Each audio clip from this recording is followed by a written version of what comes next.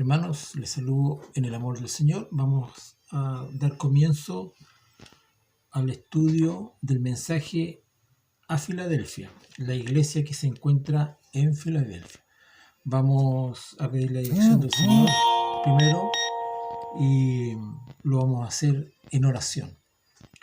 Les pido, hermanos, que me acompañen en la oración. Amado Señor y Padre nuestro, gracias doy por esta hermosa oportunidad de poder analizar su palabra, rogando, Señor, que me dé la inteligencia, la sabiduría y el conocimiento necesario, Señor, para poder entender bien su mensaje que usted tiene para esa iglesia en particular y también para todas las iglesias a través de los tiempos y la nuestra, en nuestra localidad. Ruego por cada uno de mis hermanos que también puedan encontrar en este mensaje algo para sus vidas. Ruego por todos nosotros, por toda nuestra iglesia, que usted, Señor, nos bendiga, nos guarde y nos proteja siempre. En el nombre de Cristo se lo ruego. Amén. Bien, hermanos, vamos a comenzar entonces este estudio al mensaje a Filadelfia. Este estudio se encuentra en el capítulo 3. Ya estamos en el capítulo 3 de 22. Capítulo 3, versículos del 7 al 13. Vamos a dar lectura primero que nada a esta hermosa carta que el Señor tiene preparado para esta tarde, para este momento. Dice así la palabra del Señor, versículo 7. Escribe al ángel de la iglesia en Filadelfia.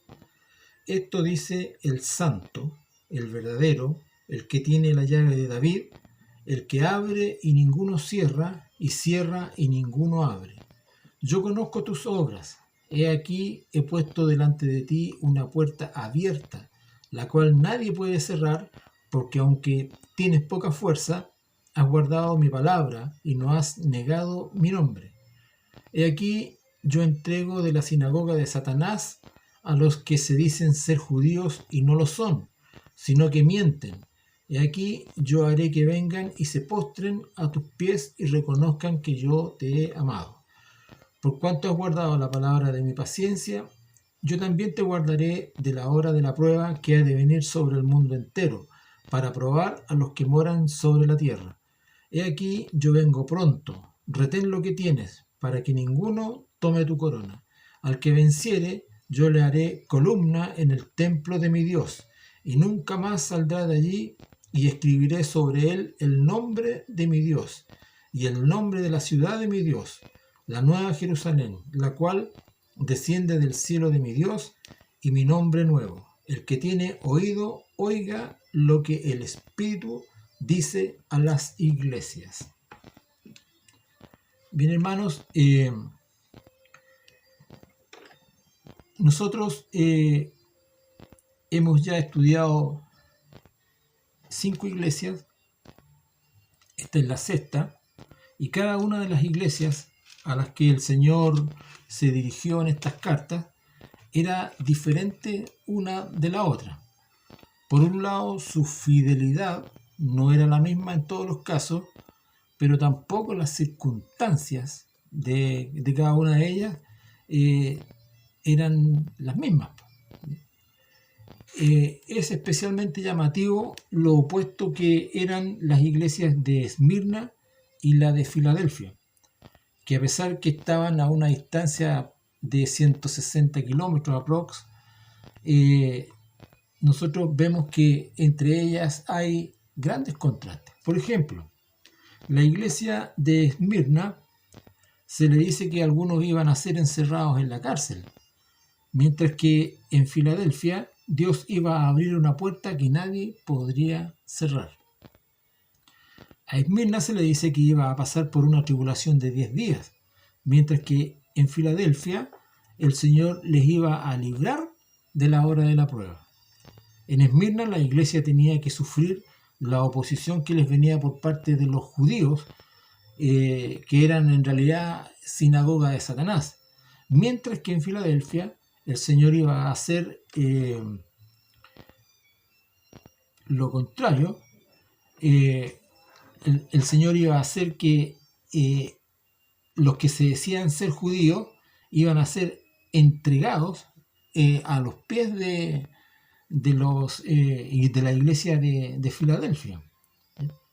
Esto sigue siendo hoy en día, estas grandes diferencias siguen siendo hoy en día también muy comunes. Hay países donde las iglesias tienen las puertas abiertas para predicar el Evangelio. Nuestra iglesia no tiene obstáculo alguno para predicar el Evangelio. Hay libertad absoluta para hacerlo, mientras que en otros lugares los creyentes son perseguidos de manera horrible muchas veces. Y finalmente todo depende de los propósitos que Dios tenga para con su pueblo, ¿ya? En cada caso, Él permite que nosotros seamos probados de distintas maneras, como Él lo considere más apropiado, diría yo. Ahora, ¿cómo era la ciudad de Filadelfia? Filadelfia fue fundada en el año 189 a.C. por el rey Eumenes II de Pérgamo, en la ruta que unía Sardis con Colosas. Era conocida como la Puerta de Oriente por estar situada en la ruta principal del correo imperial desde Roma hacia el este. La ciudad estaba ubicada encima de una placa tectónica que le llevó a sufrir continuos terremotos. En el año 17 después de Cristo, Filadelfia fue completamente destruida a causa de uno de estos terremotos, siendo reconstruida después por Tiberio. Como resultado de esto, quienes sobrevivieron tenían miedo y la mayoría vivían fuera de sus murallas y otros, emigraron, salieron de allí. La ciudad cambió 3 veces de nombre. Primeramente se llamó Filadelfia, que en griego significa el que ama a su hermano, o amor fraterno. Esto se debió a su fundador Eumenes II, que de ese modo quiso honrar a su hermano Átalo II, cuya lealtad le hizo ganarse este epíteto. Más tarde, después del terremoto del año 17, cuando la ciudad fue destruida, Tiberio prestó una generosa ayuda para reconstruirla y por eso recibió el nombre de Neo Caesarea en su honor. Y medio siglo más tarde, bajo Vespasiano, volvió a cambiar de nombre por el de Flavia. Y yendo ya a la carta misma, el Señor se presenta aquí con 3 nombres que la verdad es que es muy importante, hermanos, analizar en esta carta el sentido de los nombres que utiliza el Señor aquí. Y aunque dice que en todas las otras cartas el Señor se vale de símbolos para describirse a sí mismo, y estos proceden de la visión que tuvo Juan en el capítulo 1, sin embargo en esta carta usa otros títulos diferentes que no se encuentran ahí en ese primer capítulo. Y dice en el versículo 7, dice: escribe al ángel de la iglesia en Filadelfia. Esto dice el santo, el verdadero, el que tiene la llave de David, el que abre y ninguno cierra, y cierra y ninguno abre. Bueno, nuestro Señor Jesucristo se presenta aquí en primer lugar como el santo, que es un título que vuelve a emplearse también en el capítulo 6 de Apocalipsis, 6:10, pero en este caso aplicado a Dios. Y en realidad esta carta, esta era una de las formas en las que Dios era conocido en el Antiguo Testamento, como lo utiliza Habacuc 3:3. Por ejemplo, el profeta Isaías se refiere al Santo de Israel no menos de 25 veces. Isaías 54:5 lo menciona. Y podemos concluir, hermanos, que entonces que la identificación de Jesucristo como el Santo es una clara confirmación de su deidad.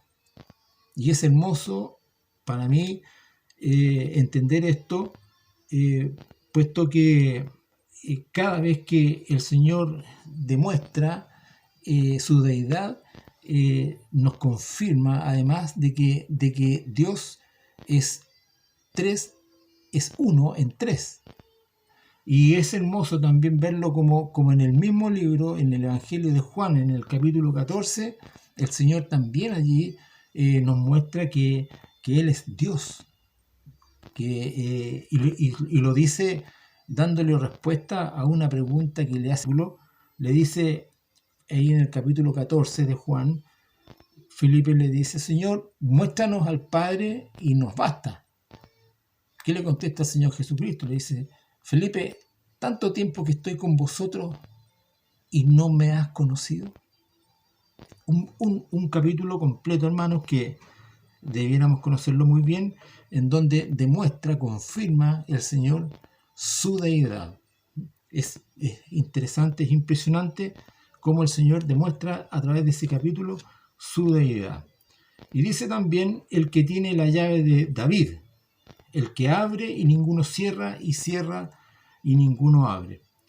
Como en ocasiones anteriores, el Señor se sirve de un personaje del Antiguo Testamento para expresar su mensaje a una iglesia. Y en esta ocasión, la cita proviene del profeta Isaías, ahí en Isaías 22:22.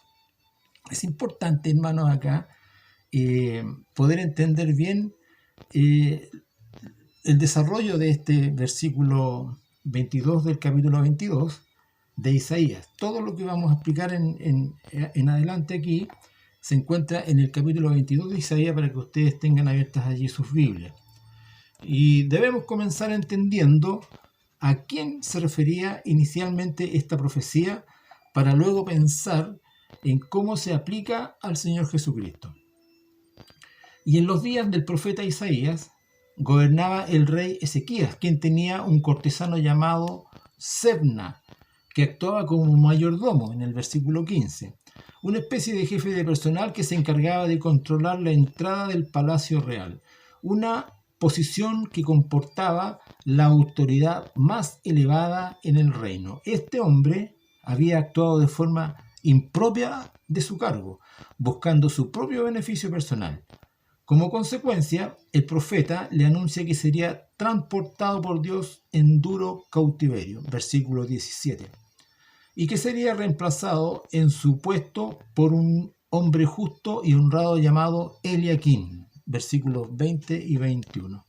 Es acerca de él que Dios dice que pondré la llave de la casa de David sobre su hombro, ¿ya? Sobre este Eliaquim es donde se aplica este nombre, ¿ya? Y abrirá y nadie cerrará, cerrará y nadie abrirá. Cuando leemos el pasaje de Isaías, nos damos cuenta de que el pecado de Sebna había sido su autosuficiencia y la pomposa importancia que se daba a sí mismo. Por ejemplo, había esculpido una tumba para él en un lugar alto en la intención de perpetuar su nombre, versículo 16.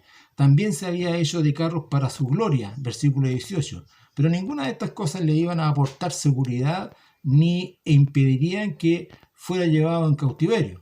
Este juicio de Dios vino sobre él porque su comportamiento era inapropiado en un miembro tan importante de la casa real de David. Por eso es llamado vergüenza de la casa de su Señor. Su pecado consistió fundamentalmente en aprovecharse de los beneficios que su cargo le otorgaban para promover su propia persona, intentando dejar una huella perdurable de sí mismo en la historia. Se quería poquitito.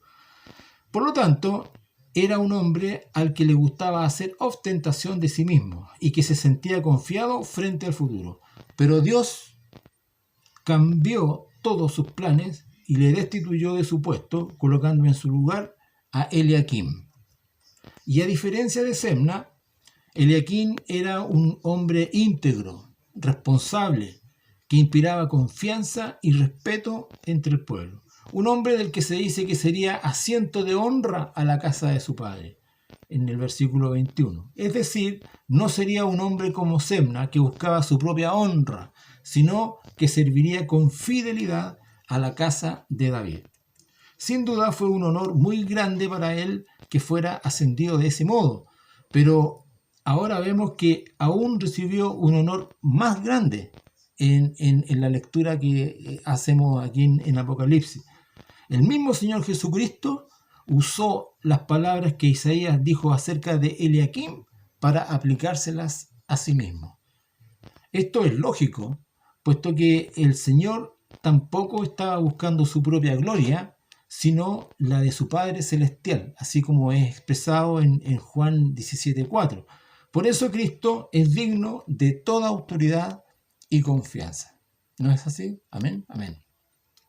Por lo tanto, ahora el Señor Jesucristo, quien tiene la llave de David, y él mismo es el que abre y ninguno cierra, y cierra y ninguno abre. Esta llave es sin duda un símbolo de autoridad. Nadie puede interferir en lo que él decide o hace. Solo Jesús determina quién puede entrar en su casa.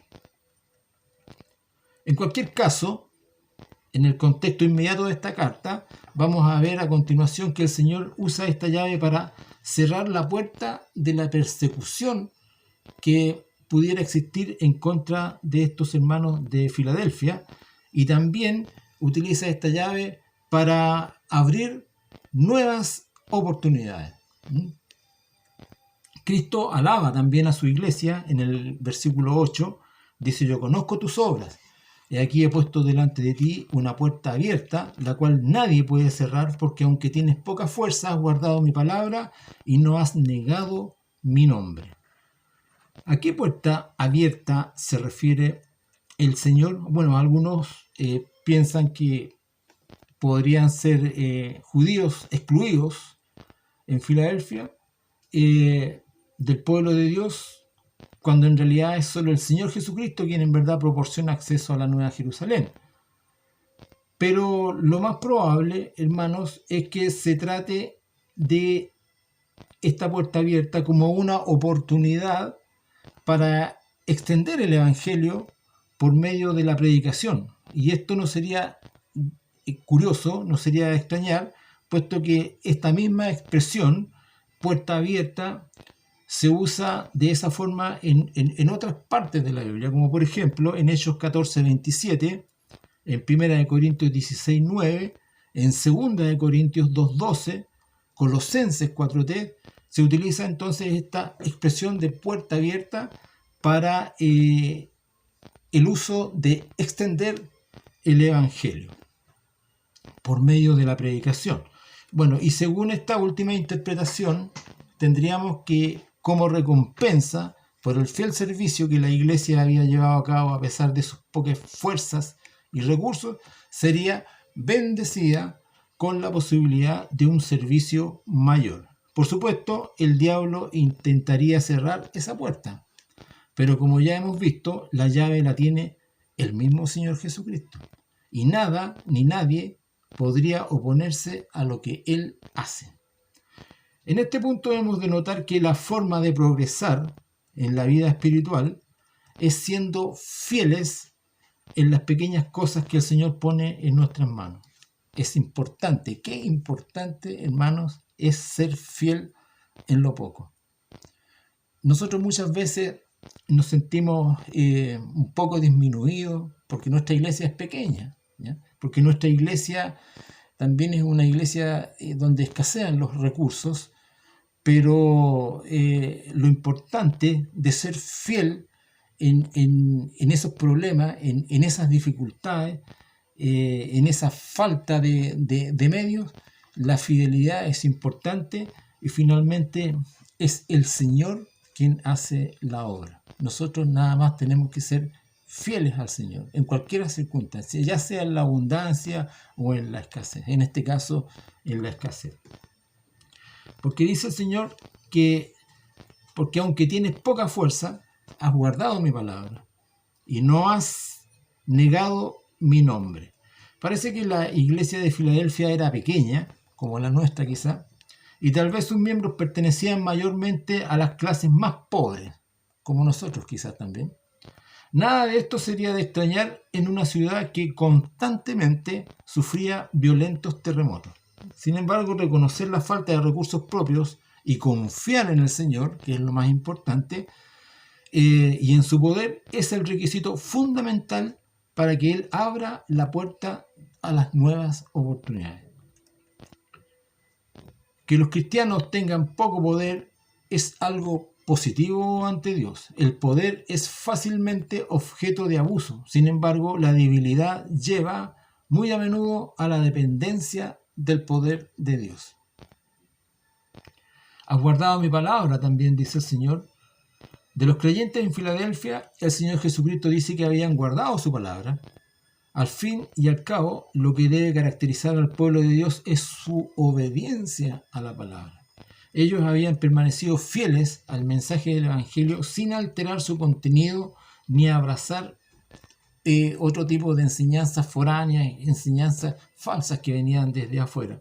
Por supuesto, este es uno de los propósitos principales de Satanás al atacar la iglesia. Quitar de ella la palabra de Dios o diluirla mezclándola con otras cosas que no corresponden. Bueno, esta iglesia se nos presenta como un ejemplo de pureza en ese estilo.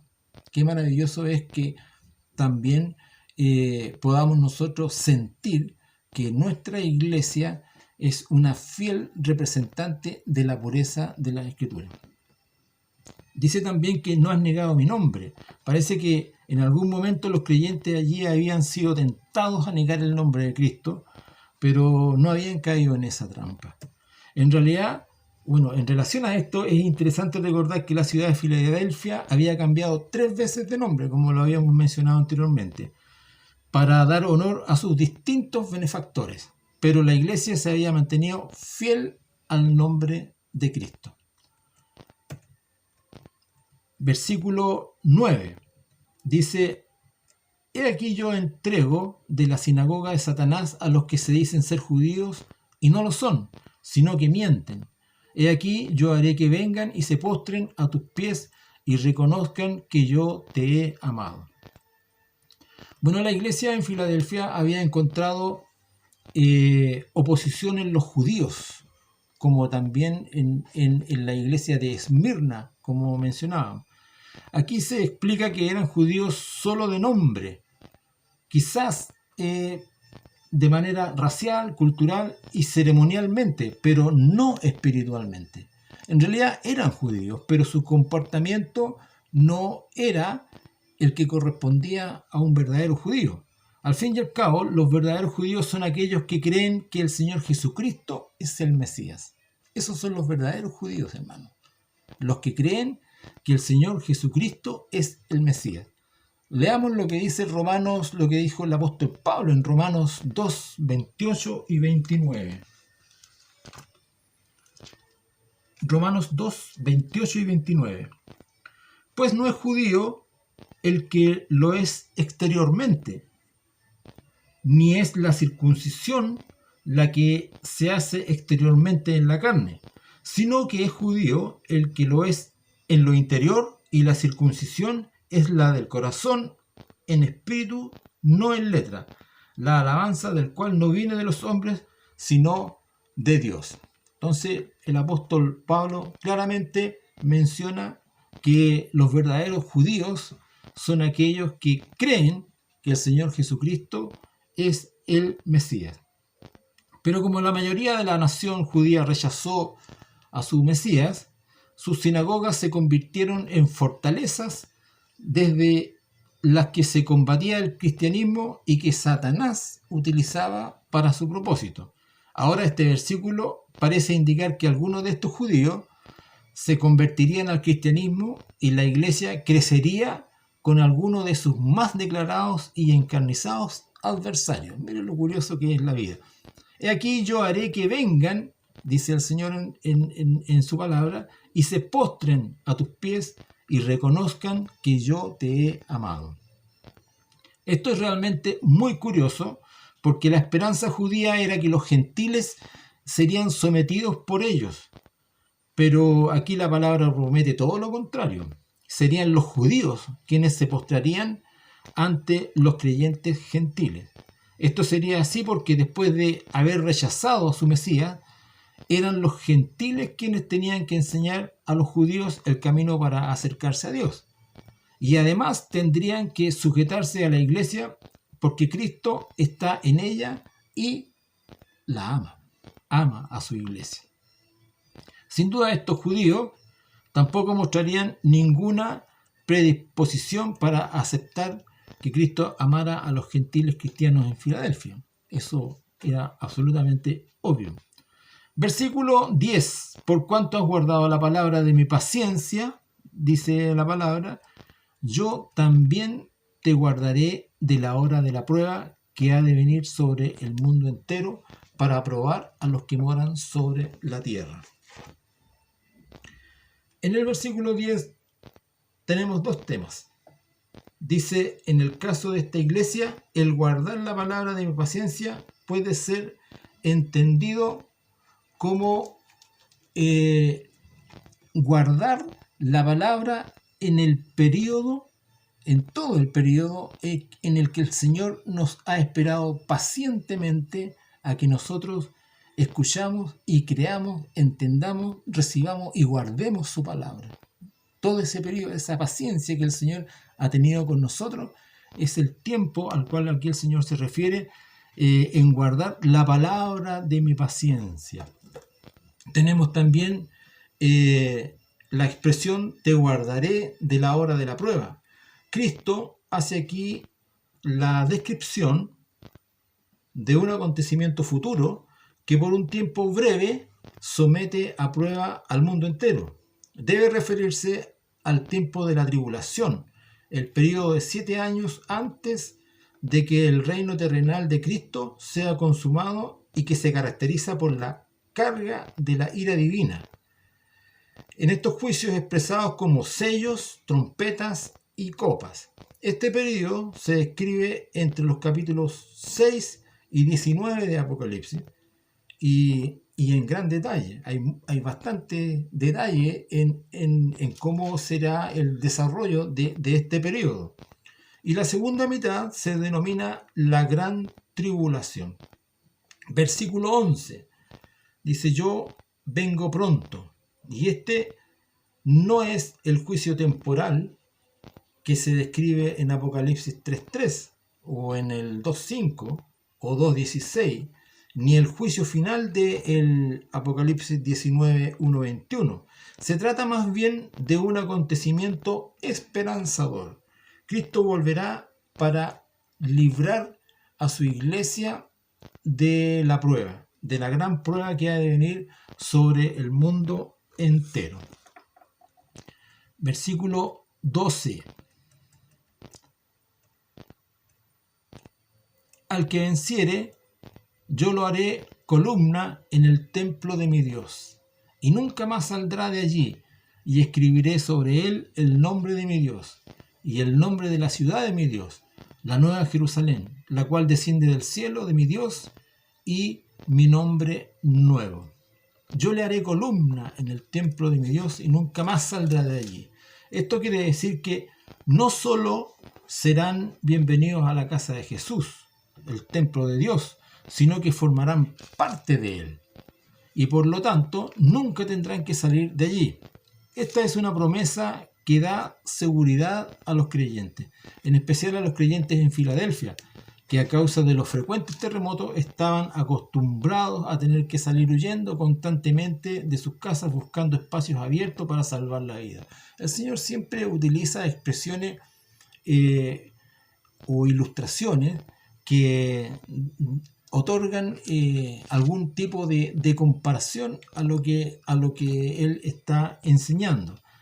Y dice que por el hecho de ser columna en el templo de Dios también podía implicar otra cosa. Los templos antiguos tenían grandes columnas, a veces para apoyar el edificio, pero otras se usaban para ornamento. Por ejemplo, en el templo de Salomón había dos grandes columnas que se llamaban Jaquín y Boaz, y que estaban en el pórtico del templo. En Primera de Reyes 7:21 aparece eso. Y su misión era sostener dos grandes capiteles que se encontraban encima de ellas y que habían sido hermosamente decorados. Estaban allí para que la gente pudiera admirar la belleza de esos capiteles. Pensando en esto, debemos recordar lo que Pablo dijo a Timoteo. En 1 de Timoteo 3:15 dice Pablo, para que si tardo, le dice a Timoteo, sepas cómo debes conducirte en la casa de Dios, que es la iglesia del Dios viviente, columna y baluarte de la verdad. Aquí el apóstol está diciendo que la iglesia es como una columna que sirve de base a la verdad. No es la iglesia, no es la mismísima iglesia la verdad, sino que está allí para presentar la verdad ante el mundo. Este es el privilegio que la iglesia tiene, hermano. Presentar la verdad de Dios delante del mundo para que puedan descubrir algo de la belleza de Dios y se sientan atraídos ante su presencia. Pero para eso es imprescindible estar firme. No es posible cumplir con esta importante misión si nos vamos tambaleando. Tampoco podremos cumplirla fuera de la iglesia, ¿ya? La columna tiene que estar siempre en el templo de Dios. Jamás nosotros vamos a poder dar cumplimiento a esta expresión desde fuera de la iglesia. Nosotros debemos estar en una situación muy estrecha, muy cercana con el Señor, para que podamos tener de algún modo la autoridad de presentar las Escrituras, de presentar la palabra del Señor. Fuera de la iglesia no es posible que nosotros podamos conformar o presentar la palabra del Señor correctamente, con firmeza, con autoridad, porque estamos fuera de la iglesia. Entonces, nosotros no es posible encontrar salvos fuera de la iglesia. ¿Dónde usted va a encontrar hermanos que sean salvos? Dentro de la iglesia. Si usted no está en la iglesia, no está haciendo la voluntad del Señor. Por lo tanto, al no estar haciendo la voluntad del Señor, es imposible que nosotros estemos presentando la verdad ante el mundo. Si yo no estoy con el Señor, no puedo estar yo presentando a Dios ante el mundo, si yo no estoy. Entonces, esta es un gran privilegio de la iglesia de poder ser columna y baluarte de la verdad. Y vamos al versículo 13. Dice: escribiré sobre él también el nombre de mi Dios y el nombre de la ciudad de mi Dios, la nueva Jerusalén, la cual desciende del cielo de mi Dios, y mi nombre nuevo. La iglesia, la idea es que ahora los verdaderos creyentes pertenecen a Dios. Y si una persona se acerca a ellos, podrá ver algo del carácter de Dios y de su ciudad eterna, la nueva Jerusalén. Y eso va a estar escrito en ellos. Por supuesto, no se trata solo de unos nombres escritos, sino que como columnas vivientes, los creyentes pueden hablar de forma personal de su experiencia en la casa de Dios. En cuanto al nombre nuevo de Dios, posiblemente se refiera al nuevo estado de cosas producido por la consumación de la redención. Ahora Dios aparece de una forma nueva. No había sido posible antes de que se consumara la obra de la cruz, ¿ya? Seguramente este nuevo nombre tenga relación con el cántico nuevo que los 4 seres vivientes y los 24 ancianos cantaban y que tenía que ver con la redención conseguida por medio de la sangre del Cordero que fue inmolado, como lo expresa el capítulo 5 de este Apocalipsis, entre los versículos 8 y 10. Y versículo 13: el que tiene oído, oiga lo que el Espíritu dice a las iglesias. Bueno, finalmente, una nueva exhortación a prestar atención a este mensaje y a explicarlo de manera personal en la vida de cada verdadero creyente. El que tiene oído, oiga. Esta también es una expresión, una afirmación a la persona, de manera personal, a usted, hermano, a usted, a mí, a cada uno de nosotros. El que tiene oído, oiga lo que el Espíritu dice. ¿A quién? No solamente a esta iglesia, mi hermano, a todas las iglesias, a las iglesias.